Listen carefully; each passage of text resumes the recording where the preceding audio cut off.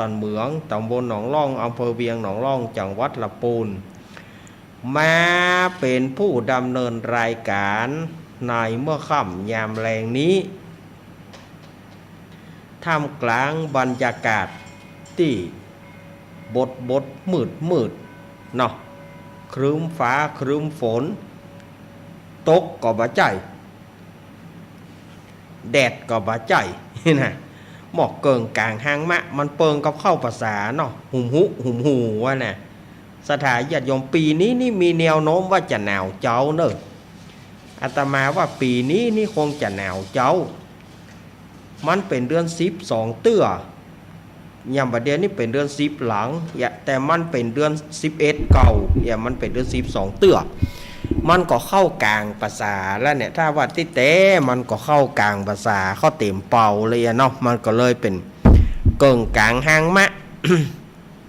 มันก็เลยสีค่ำสีแรงละบัดเดียวนี้มีแนวโน้มว่าจะเข้าหน้าหนาวเจ้าในก้าปีนี้เนาะ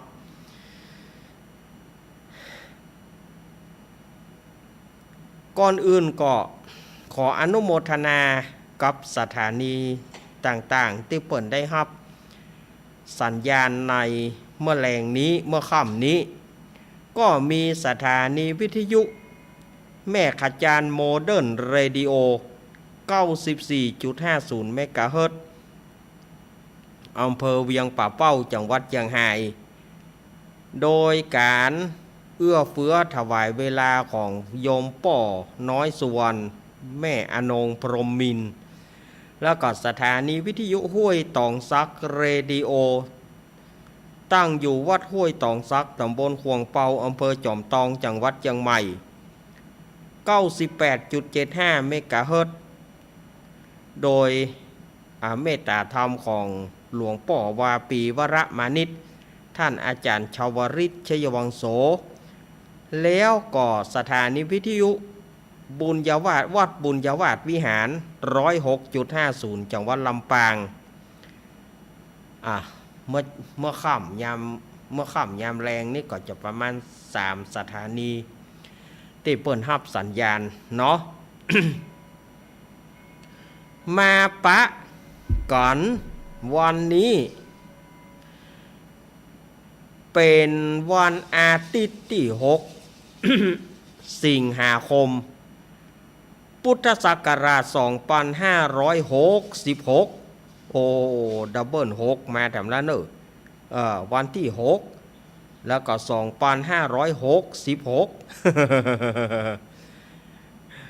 เดือน10เหนือเดือน8ใต้เดือน10หลังเดือน8หลังออกมานี่5ค่ำพร่ำว่าเป็นวันอาทิตย์แล้วก็เป็นช่วงของฤดูกาลเทศกาลเข้าพรรษามาสดร้อน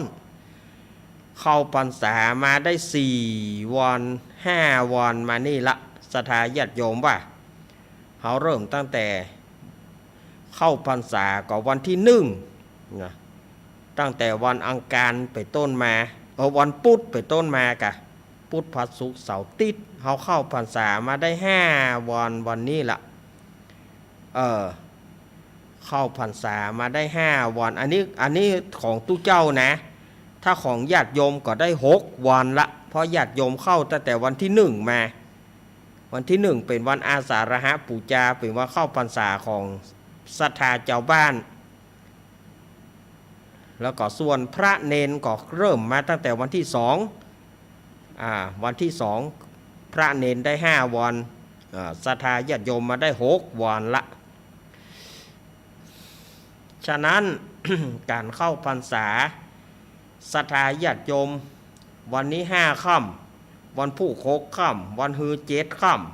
ำแถมวันพุธก็8ค่ำวันพุธศรัทธาญาติโยมก็จะได้ฟังน้ำฟังธรรมแต่ละวัดแต่ละวา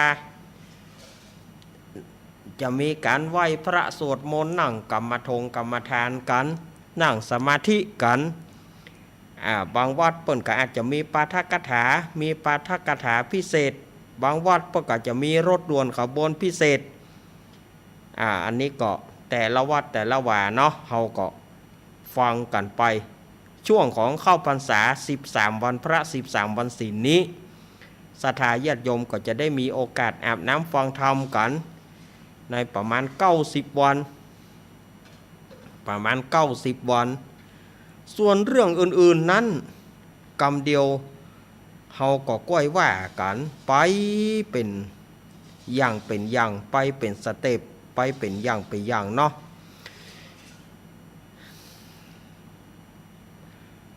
ก่อนที่อาตมาภาพจะได้ได้จ๋าสาระต่างๆนั้นก็อาตมาภาพก็เชิญชวนคณะศรัทธาญาติโยมพายจะไปตานเตียนจะไปถวายเตียนที่วัดพระบาทอุดมน้ำบ่อสาวาในวันอาทิตย์หน้านี่นะอาทิตย์หน้านี่อาทิตย์ที่13สิงหาคมหลังวันแม่1วันเนาะเชิญชวนคณะศรัทธาญาติโยมบ้านใกล้เฮือนเคียงหัวระเบียงติดต่อกันวันตกวันออกขอกใต้หนเหนือก็ ขอเชิญปากันไปเอี่ยวไปแหวงปากันไปเนาะปากันไปกินไปตานปากันไปห่วมถวายเตียนจำนำพรรษาที่วัดพระบาทอุดมน้ำบ่อสาวาน้อมเจิญเจริญปอนเนอร์ไปที่จะไปเนาะไปห่วมกินห่วมตานด้วยกันนะอันนี้ก็กลุ่มคลื่นสีขาวและมวลชนก็จะปากันไปในวันนั้นไปห่วมกินห่วมตานกันเนาะตะกี้ก็ขออนุโมทนากับไอเอกพะเยาเนอะไอเอกพะเยาเปิ้นก็เป็นแฟนรายการธรรมะคลายเครียดตะกี้เปิ้นก็ ได้ห่วมทำบุญการสร้างศาลาห่วมกับอาตมาศาลาประดิษฐานพระพุทธชินราชไอเอกพะเยาเปิ้นก็ห่วมทำบุญมาก็ขออนุโมทนาเนอไอเอกพะเยาเปิ้นก็ห่วมทำบุญแล้วก็ยายแดงดอกตะล่อมดอยป่าคงดงป่าคอยเปิ้นก็ห่วมทำบุญมาการสร้างศาลา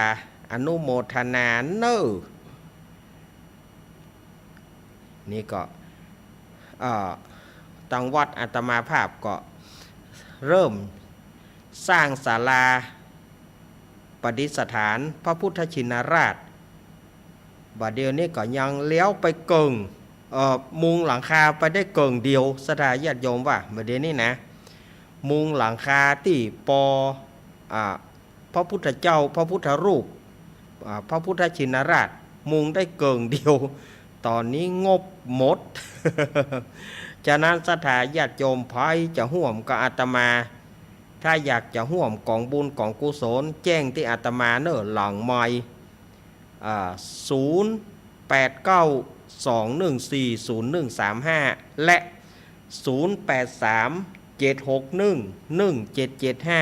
2เบอร์นี้เนอะสารศรัทธาญาติโยมที่อยากจะห่วมตาใดก็บอกว่ากันนะมันเป็นเจตนาของญาติโยมวักมาหาได้ตาใดก็บอกว่ากันถ้าอาตมาบอกศรัทธาญาติโยมก็ว่าเปิ้นก็ให้ห่วมรู้อีแหมเมาะถ้าว่าบอกไปก็เป็นการรบกวนศรัทธาญาติโยมอาตมาก็เกรงใจศรัทธาญาติโยมแต่ถ้าว่าศรัทธาญาติโยมอยากจะห่วมก็แจ้งที่อาตมาเนอะแต่เวลาเปิดสายหน้าไม้นั้นบ่ต้องแจ้งเนาะอาตมาบอกให้แจ้งเพราะว่ามันกินเวลาท่านอื่นมันกินเวลาสายอื่นที่จะเข้ามาฉะนั้นถ้าฝ่ายจะห่วมกองบุญกองกุศลก็น้อมเจิญเจริญปอนเนอ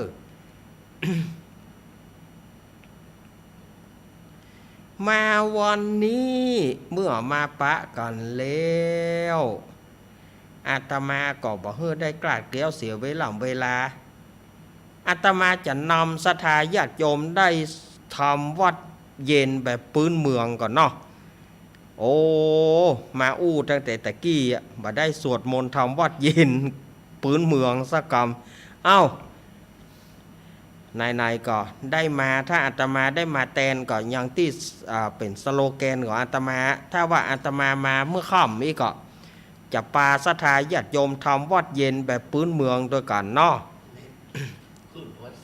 4-1โอ้เจว่าขึ้น104.50เปิ้นฮับขอบคุณท่านอาจารย์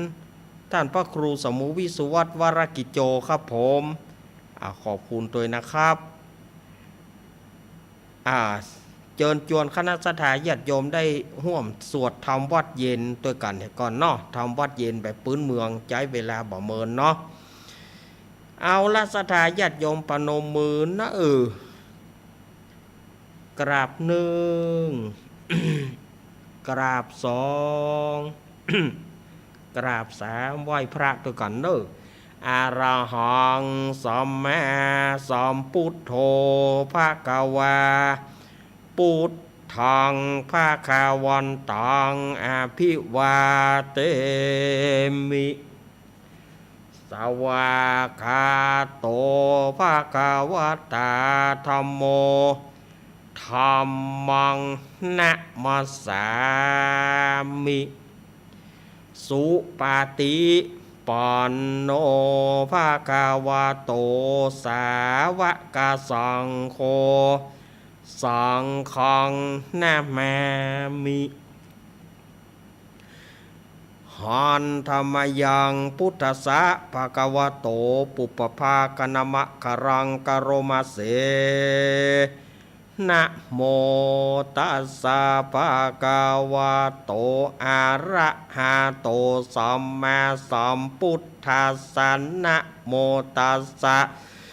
ภะคะวะโตอะระหะโตสัมมาสัมพุทธัสสะนะโมตัสสะภะคะวะโต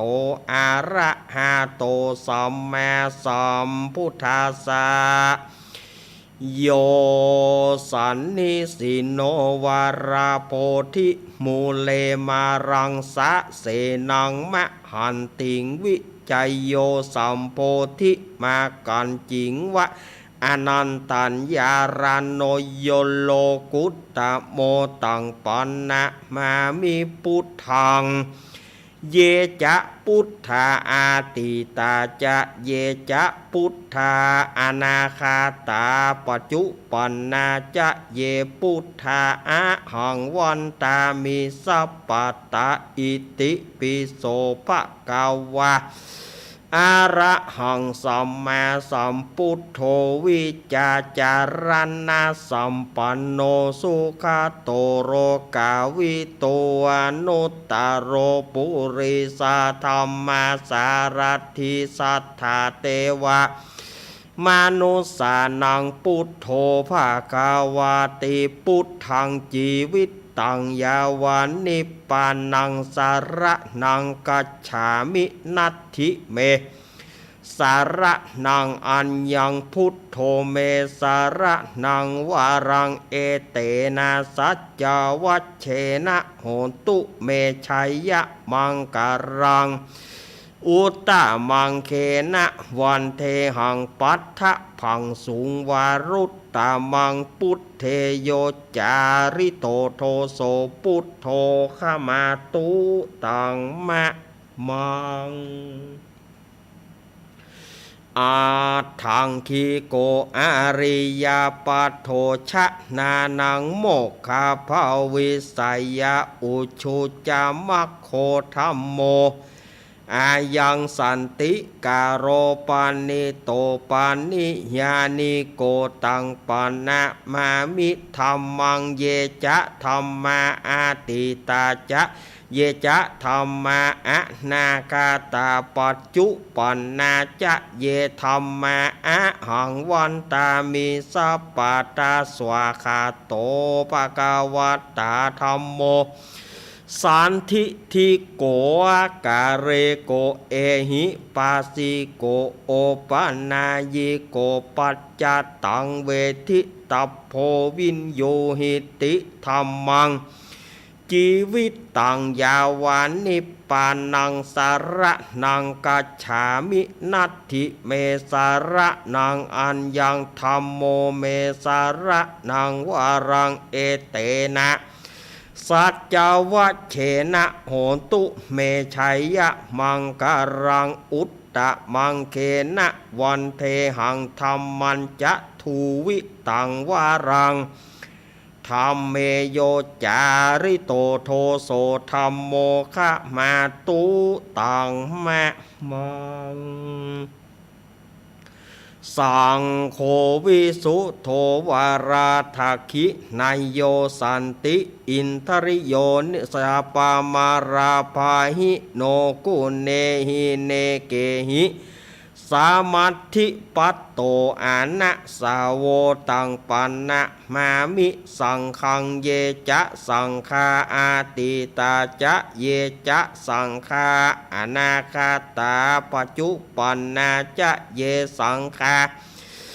อะหังวันตามีสัพปาตาสุปาติปันโนภาคาวะโตสาวกาสังโฆอุชุปาติปันโนภาคาวะโตสาวกาสังโฆยายะปาติปันโน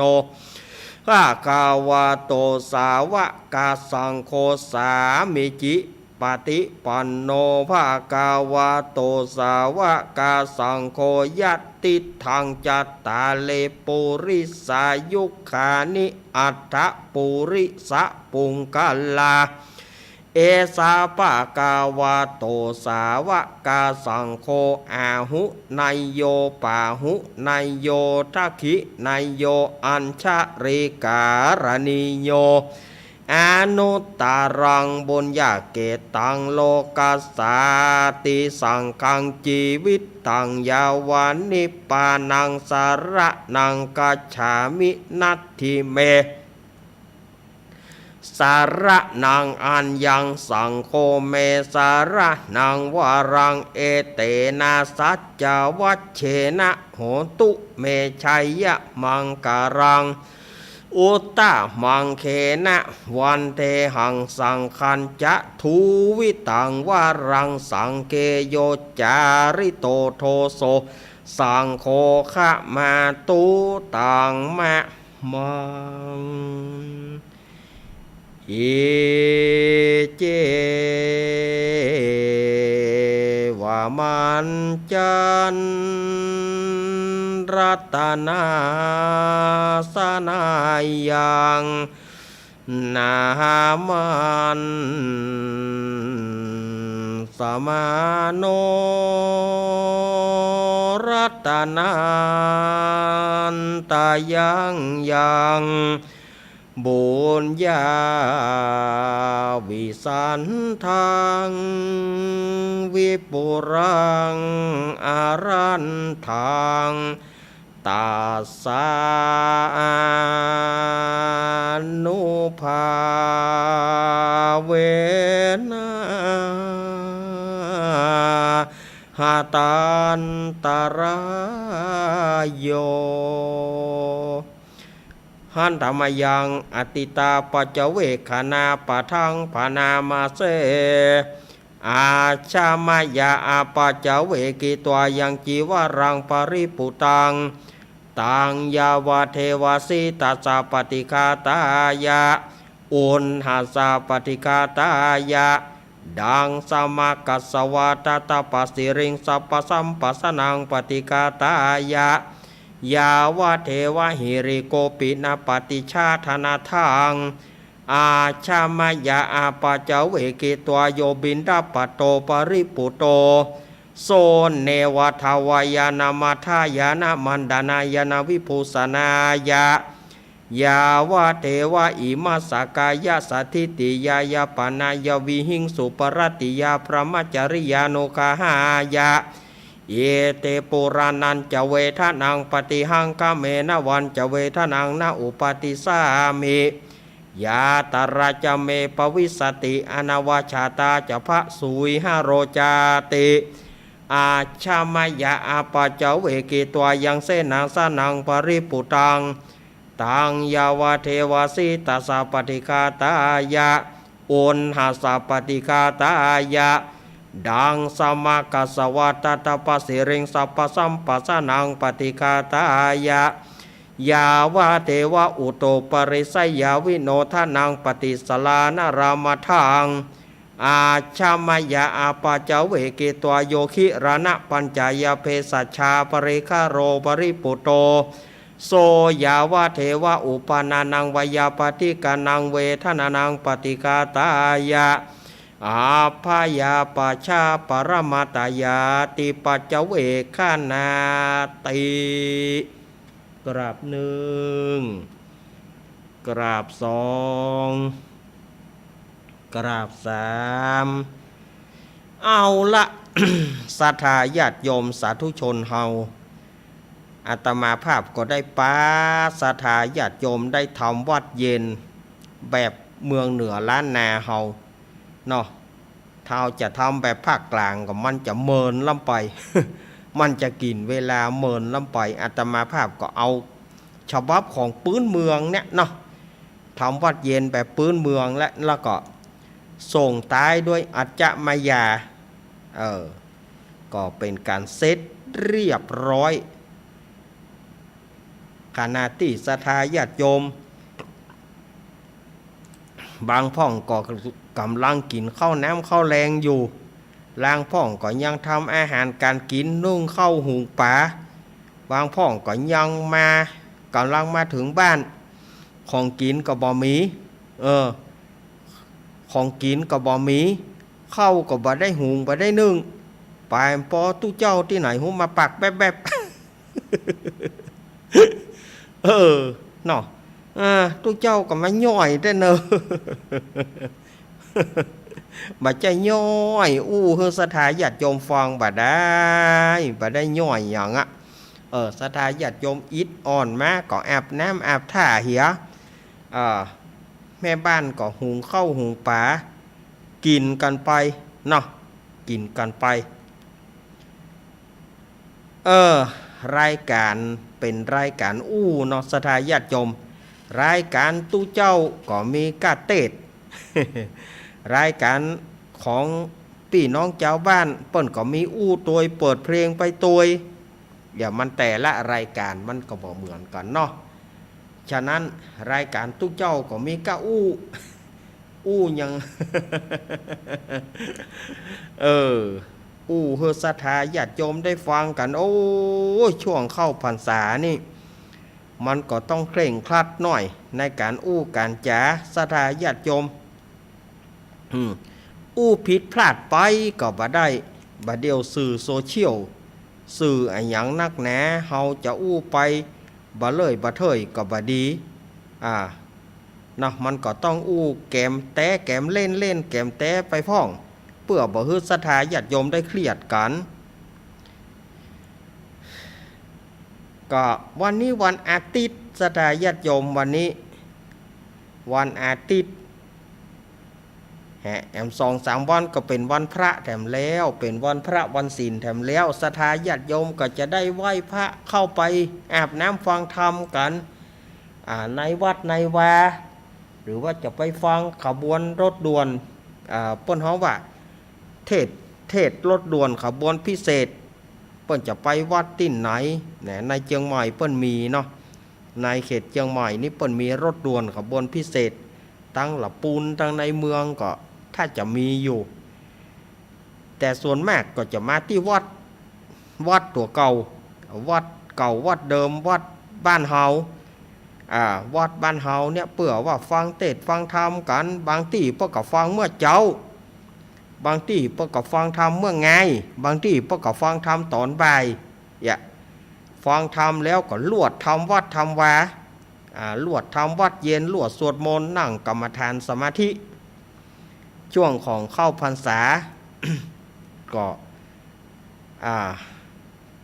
ใกล้เข้ามาแถมแล้วเนาะใกล้เข้ามาแถมละเพราะว่าแหมบ่หลายวันก็เป็นวันพระวันศีล มันไปอย่างโวยนะสถาญาติโยมปีนี้นี่มันแบบว่าโหแบบติดจรวดเลยนะวันเวลาบัดเดียวแป๊บแป๊บแป๊บแป๊บเนาะ ติดจรวดนะติดจรวดเนอะวันเวลาบัดเดียววอบแวบวอบแวบเผลอเขาเข้าพรรษามาได้5-6 วันละก็กำเดียวบ่ได้นี่สะพ่องยังยุดหอนึ่งไว้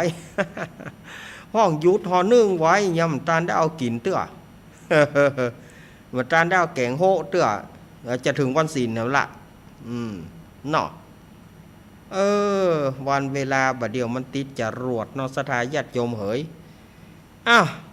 เมื่อมาปะกันแล้ววันนี้ก็อาตมาภาพ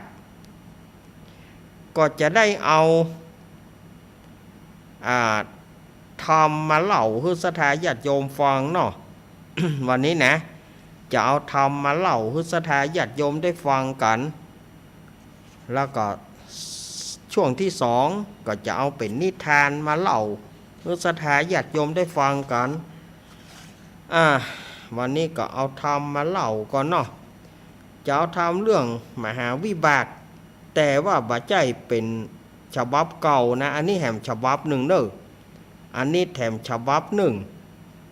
มหาวิบากหรือว่าทำตัณหา3 เงาภาวะตัณหากามาตัณหาภาวะตัณหาวิภาวะตัณหามีตัณหาอย่างพ้องตัณหาคือความอยากตัณหาต่างๆบ่จบบ่เสี่ยงวันนี้อาตมาภาพก็จะเอาทำมหาวิบากแถมผูกหนึ่งมาเล่าให้สถาญาติโยมได้ฟังกันเนาะอนุโมทนาญาติโยมที่กินข้าวก็กินไปเนอะกินข้าวก็กินไปสถาญาติโยมที่กินข้าวแล้วก็มานั่งฟังธรรมก็ได้ไผบัดสะดวกมันช่วงเปิ้นจัดนี่ไม้ทองคำท่านอาจารย์กำลังพ่อไม้ทองคำอยู่ก็ตามเจตนาสถาญาติโยมเตอะ อันนี้เป็นไม้ทองเงินใช่ไม้ทองคำนะอาตมานี่ไม้ทองเงิน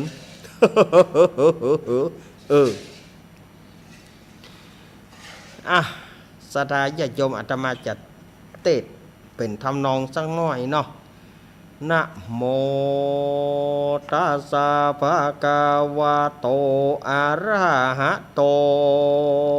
สัมมาสัมพุทธัสสะสาธะโวฟังราโส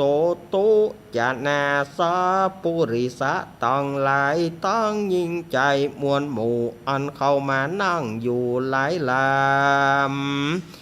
หับศีลงาม8 5เปื่ออยู่ท่าฟังธรรมจุงดาจำฟังที่เอาเป็นที่สอนใจเฮาจะไขตั้งแต่เก่าตราบต่อเต้าถึงไปด้วยปริยายอันหลายแหล่บ่เว้นแว่บทใดและนาในกาลามยามค่ำนี้ก็หากใดไม่มีมนต์ราสธาจุผู้จุคนก็ได้ปากันสรงคงควายโตกแต่งพร้อมนำมายังจตุปัจจัยไตยตานมวลฝูงนี้เพื่อจักมาปุจจาพระสัทธรรมเตสนา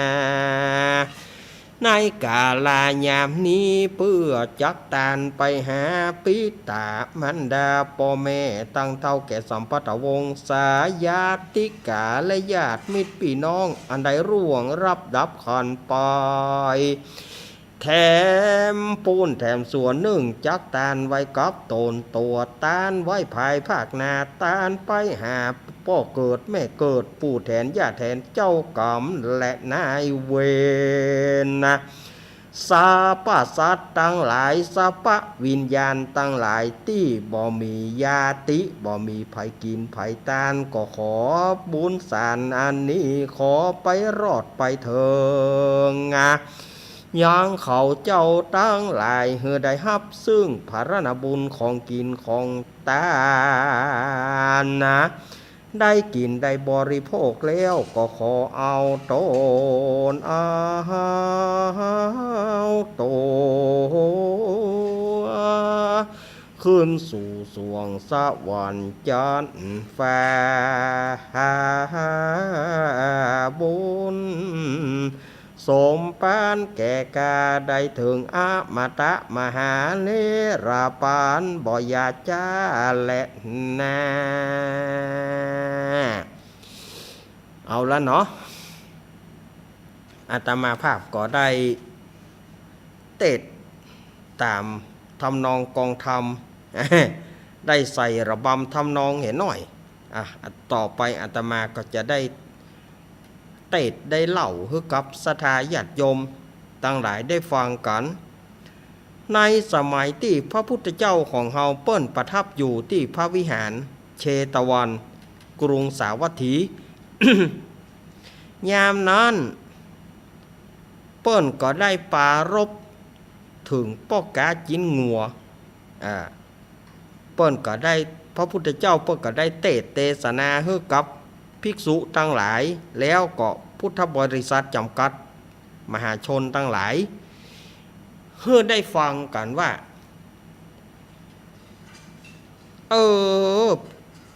ตู้เจ้าทั้งหลายเฮ้ยเนี่ยนะเมื่อก่อนเนี่ยมีป้อกาจินงัวมีป้อกาจินงัวสองผัวเมียส่วนผู้เป็นผัวนั่นก็คือฆ่างัวฆ่างัว ถ้ายามหนาวนี่เปิงกันเนาะฆ่างัวก็คั่วงางานนุเข้านะโอ้วันนี้อีป้อจะฆ่างัวเนอะโอ้ยป้อขอตับมันแต่ไปเปิ้นคั่วงา แต่ก่อนน่าเป็นละอ่อนอีป้อยังจะฆ่างัวสักตัวก็นี่พระเจ้าเฮาก็บอกว่างัวแต้น่ะงัวโบน่ะโอ้ยป้อตับมันเฮาเนยแต่เปิ้นคั่วงา งานนุเข้าอ่ะ งาที่ว่านุเข้านั่นนะอันนี้ฆ่างัวแต่นะสถาญาติโยมป้อใจคนนี้นะ ฆ่างัวเอาจิ้นไปขายเขามันก็ขายไปตี้หนึ่งเขามันก็ขายไปตี้หนึ่งไผข้าได้เขางัวไปประดับก็มาซื้อที่เขานั่นนะมาซื้อที่ป้อใจคนเนี้ยไผใครเอาหนังมันไปแป่งกองก็มาเอาหนังที่ป้อใจคนเนี้ยสมัยก่อนเปิ้นหนังกองนี่ใช้หนังงัวเนาะสถาญาติโยมหนังกองนี่นะใช้หนังงัวหุ้มแล้วนี่เสียงมันไพเราะเพราะพิงตุ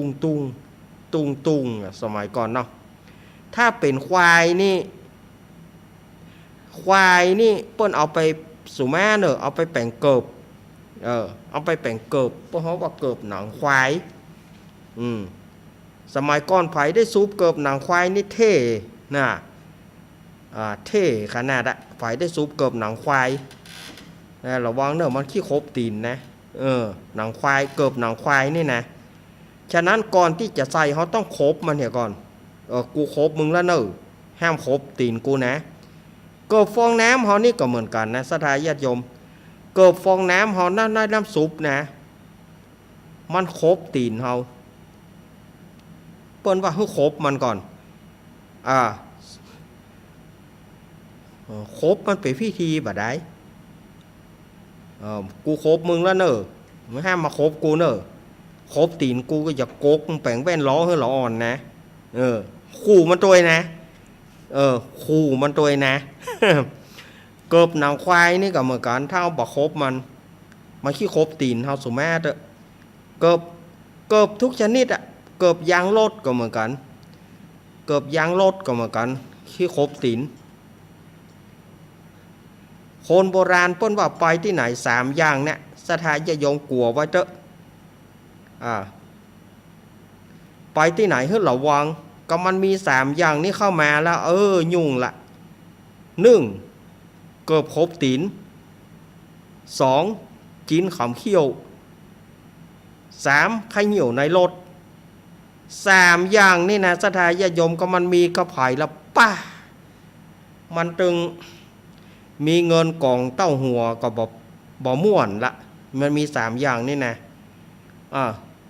สุมาญาติโยมเนอะเกิบคบตีน มันตึมม่วนละเป็นนองงุบงุบงุบอย่างใดก็ได้จะบอกคือเปิ่นก็อายคือเปิ่นโอ๊ตไปเจ็บก็เจ็บครบอยู่งุบงุบงุบหมอม่วนบางงานเกิดครบตีนสุมาตะกินขามเขี้ยวปวดง่ามเขี้ยวนี่จะไปซวกก็อายคือเปิ่นจะซวกก็อายคือเปิ่นอย่างใดมันตึงไอเหงือกเขาเขี้ยวเขานี่มันเหมือนจะจักออกได้จะจักขวางมันบ่ม่วนนะสดาญาติโยมกินขามเขี้ยวนี่บ่ม่วน3 อันอย่างเนี้ยอย่างนักที่สุดใครอยู่ในรถไปเตอะไปไกลๆก็มันได้เกิดอันนี้ขึ้นมาแล้วบ้ามันตึงปีกได้หมอกข่าวต่างปีกไก่นี่จะปีกละหมอม่วนดูหูเปียปูนกันนะ หูเปียปูนกันนะไม่ใช่สเล็กสน้อยสดาญาติโยมว่าอันนี้ก็เหมือนกันป้อใจคนนี้ก็ฆ่างัวฝ่ายจะเอาจีนฝ่ายจะเอาหนังฝ่ายจะเอาอย่างไปที่เขาแต่เขาจะสงวนของดีๆไว้บะขายเช่นว่าลิ้นลิ้นงัวบะขายบะเกียวบะเกียวคอบะเกียวหวานอย่างนี้ที่เขาหูจักกันนะของที่ดีๆในตัวงัวตัวเนี้ยเขาจะเก็บไว้สงวนไว้เอาไว้แกงกินสู่ลูกสู่เมียกินอันนี้บะขายนี่บะขายแต่หมูนั้นขายถ้าเป็นจีนนี่ขายจะเอาจีนอย่างใดจะเอาจีนลาบกะจะเอาจีนแกงกะหย่อขนาบะเดียวเปิ้นบ่ฮ้องหย่อละเปิ้นฮ้องสบายนางว่าให้มันงามคนตะกอนฮ้องว่าหย่อบะเดียวเขาฮ้องบะเดียวนี่ขอผ้าขี้ริ้วผืนนะอย่างเอากับหลับผ้าขี้ริ้วสู่กินได้กะผ้าขี้ริ้วที่อยู่กองเปิ้นบอกว่าหย่อสู่ยังบอกว่าหย่อผ้าขี้ริ้วบางทีก็ขอสบายนางหน่อยเนี่ยใส่สบายนางนักๆเนอะอันยังเป็นสบายนางอันที่มันเป็นคล้ายๆผ้านะคล้ายๆผ้าหยอกผ้าขี้ริ้วก็ไอ้หย่อนั่นนะสถานญาติโยมดก หูเปียปูนกันนะเนี่ยคนอวดลวกมันถึงมีแค่อาตมาตนเดียวถ้านะอวดลวกหรือเปิ่นมดแล้วก็หูหรือเปิ่นมด สุมาอภัยเนอะเนาะมันไปเปียปูนกันนะไอ้ป้อใจคนนี้ก็จะการของดีๆไว้บักเกียวกาอย่างกาตับหวานไส้ตาลยำหัวมันหูมันก็เอาสงวนไว้เลี้ยงลูกเลี้ยงเมียมันไปถึงวันแจ้งมาก็ฆ่างัวแจ้งมาก็ฆ่างัวกำตัว2 ตัวหาไปบะรุ่นบะจูนเมียมันก็หาเปียดตัวก้นขายแล้วก็อันนั้นหมายไว้แต่แรกแก๊กเอาไม้โดนไว้หมายไว้ห้ามมาคุยบ่เฮ้อเอาปีกมาก็มาแก่งกินเท่ากันเนี่ยเป็นประจำนะแล้วมีอยู่วันหนึ่งเนี่ย มีอยู่วันหนึ่งพ่อใจคนนี้ก็จัดการฆ่างัวจัดหลายตัวแหละแต่ว่าหมายลิ้นไว้แตะหนึ่งตั้งใจละมูลท่านจะขายแต่ว่าหมายลิ้นไว้แตะหนึ่งจะเอายำกินเมื่อไงขายตามันตึ้งพออย่างตามันตึ้งเลือกมันในเปียดนะมันสั่งเมียมันนะมันก็กลัวเมียมันเผลอขายนะสู่ย่าเนอะลิ้นแตะนี้นะ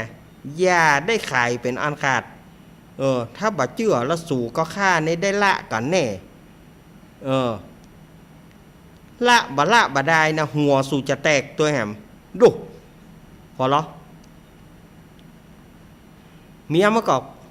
หูแล้วนะตามันต้องพออย่าตามันต้องพอห่อลิ้นนะห่อไว้อย่าแล้วโด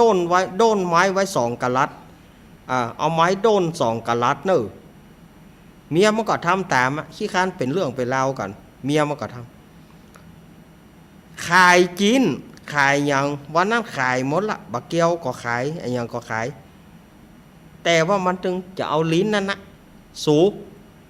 มีนะเมียมันก็ว่ามีเนี่ยนะกลัวเมียมันลักขายนะขายหมดแล้วบ่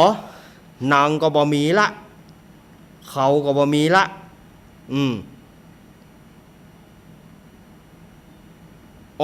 ก็บ่มีละนางมันก็ไปยำกินพ่องเอาไปแป่งกองพ่องอย่างพ่องขายหมดละมีละเสี่ยงลึงเหลือลิ้นแตะเดียวนะวันนี้มันจะเอาไปยำวันนี้จะขอกินยำลิ้นหมอสักกำหรอซื้อผักป้อมซื้อผักไผ่หอมดวนเป็นอย่างไปอย่างซื้อผักไผ่หอมดวนตั้งใจขนาดนักจะกินยำลิ้นงัวหมอป้าสูขายครัวเสี่ยงอะไรอย่าเสี่ยงละปะวันนี้จะไปหวดยำลิ้นหมอสักกำหรอนะผิวปากวิดผิวปากโต้ยวิดห้องเพลงมาอารมณ์ดีหรอวันนี้ซื้อผักไผ่หอมดวนเรียบร้อยเตียวมากลางตางก็ยังบอกเขาเมียมานะสูถ้ากรณีภัยกระจ่างจะเป็นพี่น้องข้ากระจ่างจะเป็นภัยกระจ่างเขามาขอซื้อลิ้นนี่นะจะไปขายขอบาได้จะไปฮื้อสู่จำว่าเนอะหัวสู่ถ้าว่าสู่บะยากเครื่องหัวสู่โนนะบะโนกระแตกกระบอกหัวถ้าสู่เผอขายเพื่อเปิดแล้วระวังเพื่อดีหรือว่าเมียมาก็อวยหูแล้วนะจะนึ่งเข้ามาย่ำนึ่งซื้อข้าวอุ่นลูกกาดงัวปะกาดงัวปะซื้อข้าวอุ่นลูกกาดพ่อแม่ดูบะนึ่งบะแนงเนี่ยเสียเวลาไปถึงก็จะไปยำลิ้นจะไปดังไฟเผาแล้วจะกกจะซอยยำลิ้นหัวสักขับมาถึงระว่างกลางตางสมาเจ็บต้องอย่ากลมนั้นอย่าก่อนสถานยยมพอใจคนนี้อวยนอก็ให้จะเผียวบ้านก็ยังบาดเจ็บอยู่ตะกี้อยู่กาดก็ยังบาดเจ็บมาเจ็บอย่างกลางตางนี่มันเจ็บท้องมานะสูข้าจะแวะป่านี่กำเดียวเนอะแล้วถ้าไผ่มาถามนะกติกาเหมือนเดิมจะไปฮื้อไผ่มาถามลิ้นเนี่ยซื้อก็ตึงบ่าขายขอบาได้ก็ตึงบ่าฮื้อถ้าบ่าขายฮื้อหัวสู่แตกถ้าขายฮื้อหัวสู่แตกก็ฮื้อเตอะป่าแล้วข้าว่าบ่ได้แล้วข้าอย่าหล่นเข้าป่าแล้วหล่นเข้าป่ายังมีหน้าอยู่นะสูเนอะยังมีหน้าบอกเมียก็ไปแล้เมียมาเอกซะไปแล้ปะหล่นเข้าไปป่าวะปุ่นเอาไปในป่าวะทำธุระส่วนตัวในป่าปุ่นทีนี้ปรากฏว่าเปื่อนมันเอางัวไปล่ามเปื่อนมันนี่นะเอางัวไปล่ามแล้วก็กายมาตอนนั้นโหแม่เซียวยืนอย่างนี้ก็รออ้ายนะมันไปไหนเซียวมาเข้าป่าปุ่นมันไปป่าปุ่นอันจีนหมดแล้วหมดละซ้ำเปื่อนมันน่ะกับตาสวกตาแซ่นะเขาว่านะเนาะไปหั่นใส่ห่อลิ้นในเปียดโอ้ไม่เซียวอันนี้ห่อยังไงอันนี้บาดได้เนอะไอ้มันสร้างนักสร้างหนามันจะเอาไปยำกินบาดได้เนอะพี่เซียว เนี่ยอย่างบาดได้ไอเซียวก็ฆ่ามันกินซุกกินดิบก็ก่อนถ้าว่าข้าเอามันตึงบอกว่าอย่างมันตึงบอกว่าอย่างข้าขอบาดได้นะก็เดี๋ยวมันจะเอาหัวข้านะ หัวข้าแตกนะมันสั่งไปมหุสกี่รอบแล้วนะหัวข้าจะแตกก็ย้อนมันเนี่ยนะพี่เซียวข้าขอจะฮื้อไหวก็ไหวนะบัดถ้ามาไหวข้าตึงจะเอาบอกว่าข้าอีกก่อนแล้วก่อนเตอะแม่เซียวจะไปเดือดกังวลจ้างมันเดือดถึงแม่เซียวก็ถึงบ่เดือดครับได้ละครับปล่อยละ อันหมอนี่ก็วิสาสะถือวิสาสะขนาดเปิ้นบ่ฮื้อก็เอาเปิ้นไปทีนี้ผัวมันเรียบร้อยแล้วเนาะสุมาเตอะแกล้งโกนเรียบร้อยทำธุระเรียบร้อยละใจมันตึงติดห้อยอยู่กับลิ้นยอมนั่นนะมาถึงกับป้าเอกก็เมียมาก็ตอกแตกเปียดตอกแตกสายเปียดก็บ่ได้บอกคือผัวมันหัวโกผัวมันด่าหัวมาถึงบ้านสวยหอมป้อมพักพายหอมดวนจัดเหมาะหรอกดังไฟ อันนี้จ่าลิ้นเหยไม่ได้เจอกัน เอ้าดังไฟละไฟลุกอึดๆแล้วจะเผาลิ้นแล้วหรอจะเผาลิ้นจะซอยยำจะแป่งน้ำจิ้มเหมาะไปพอเหลือกระเปียดเป่าปดความฝันพังทลายกลายเป็นความมิ่งแตนสู้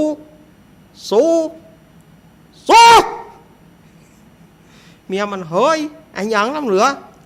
ไผเอาลิ้นไปโอ้ก็พี่เสียวนะกะมันมาปะใส่ข้ามันเอางัวไปล่ามมันปะใส่ข้าว่าอย่างใดมันก็ตึงบอกฟังมันว่าถ้าว่า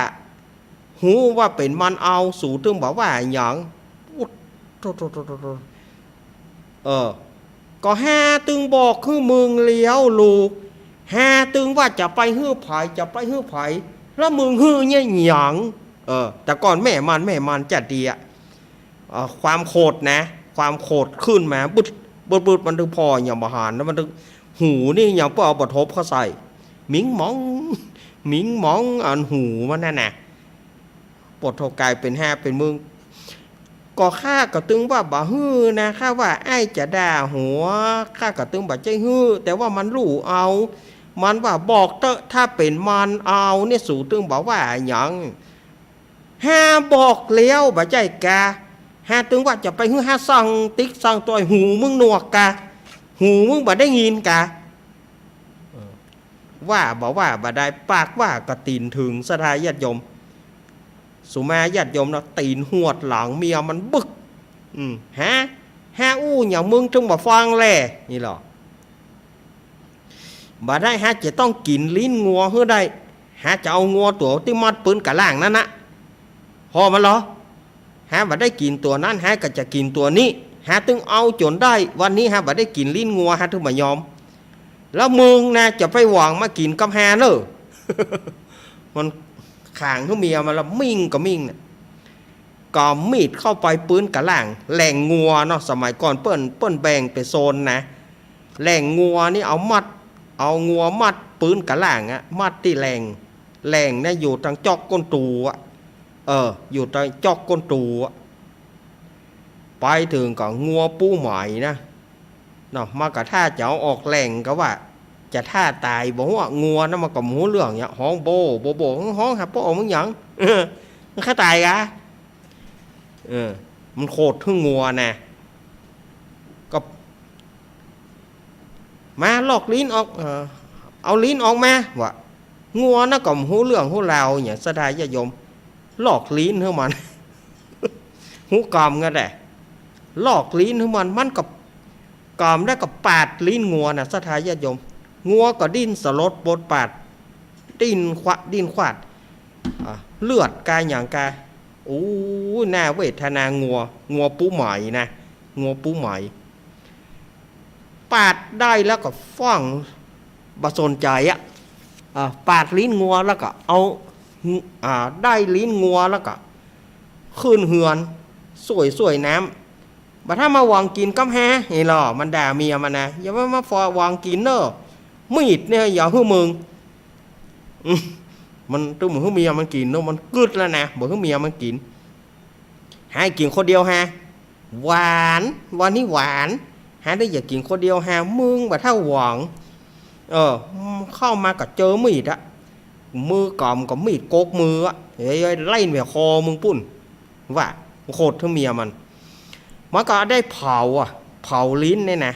เผาลุ่มล้ำอ่ะเพราะสุกล้ำเป็นพยาธิหำหะเป็นยาสุกล้ำเป็นพยาธิหำหะเป็นยาเผาบะฮะบะดีอ่ะมันบะโกกบะซอยเนี่ยหรอยำใส่แป้งน้ำจิ้มอย่างคนเดียวมันหวานวันนี้ให้จะกินคนเดียวฮะมึงบะถ้ามาหวังงี้หรอกยำตึงเตะนะยำตึงเตะนั่นนะมันยำบะซอยอย่างนั้นก็เนาะมันกลัวเมียมันรู้มันเนาะได้เผายำได้ตีแล้วก็ฮะจะหวดวันเนี้ยฮะจะกินให้นำใจก็คบกินลิ้นงัวนะสดายจะยมคบกินลิ้นยำนั่นนะมันบะโกกบะซอยเนี่ยหวานแตะหวานว่างัวใหม่นี่หวานแต่เกี้ยวบะลุ่มล้ำนะมันกลัวเมียมันมาลู่เอาลืนเข้าไปสดายจะยมลืนเข้าไปปากฏว่าลิ้นมันไปหวานกันหวานกับลิ้นไก่หวานกันไปหวานกันมาอึกอักลวดตายไปป้าใจคนนั้นอันกินงัวที่เหลือกับหอมซบมาเห็นเนาะเอาหลับเอาซาสู่กันเห็นเนาะซาสู่กันเห็นเนาะอันงานซบนะเอาแกงเนี่ยสถาญาติโยมตัณหาคือความอยากตัณหาคือความมิ่งพ่อหมูเต้าสุมาเนอะพ่อควายเต้าหมูพ่อหมูเต้าหมาเนี่ยพ่อหมาเต้ามัดนั่นแปลว่ามันโคตรนะคนเฮานี่ถ้าโคตรในหานในยังมันต้องบาดจับใจหานอันใดมันบาดจับอกบาดจับใจมันอย่างที่อาตมาว่าแต่เกี้ย